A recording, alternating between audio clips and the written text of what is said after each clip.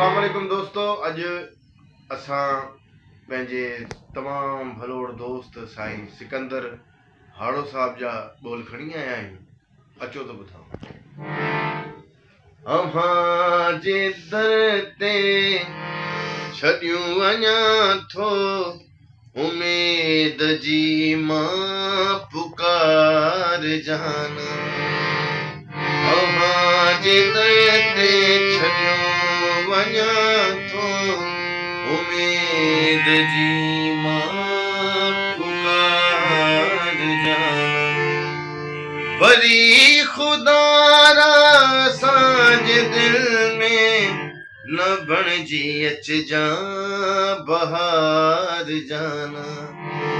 अव्हां जे दर ते छॾियूं वञा थो, उमेद जी मां पुकार जाना।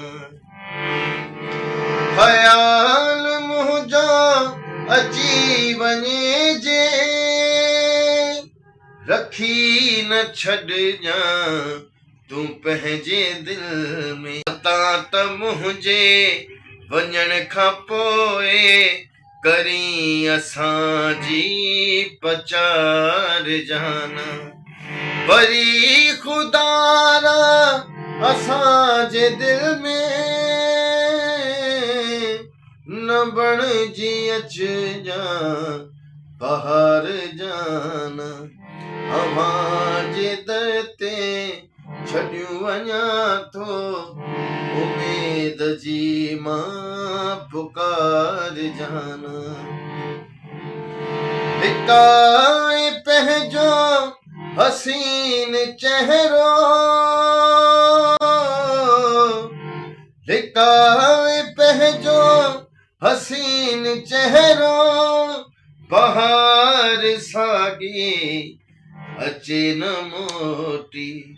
असांजे दिल ते अॻे ई आहिनि, असांजे दिल ते अॻे ई आहिनि, अव्हां जे ग़म जा गुबार जाना।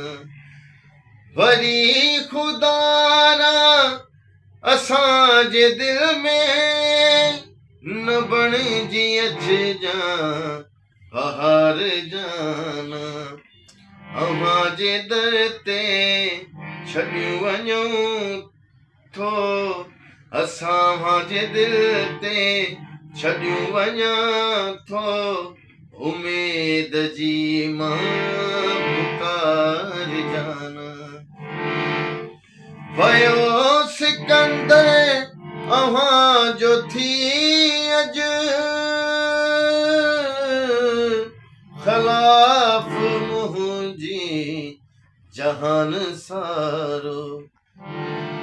वयो सिकंदर अव्हां जो थी अज, ख़िलाफ मुंहिंजे जहान सारो। अज़ीज़ मुंहिंजा अज़ीज़ नाहिनि, ॾियां मां कंहिंखे मयार जाना। वरी खुदारा असांजे दिल में न बणिजी अचिजां बहार जाना। अव्हां जे दर ते छॾियूं वञा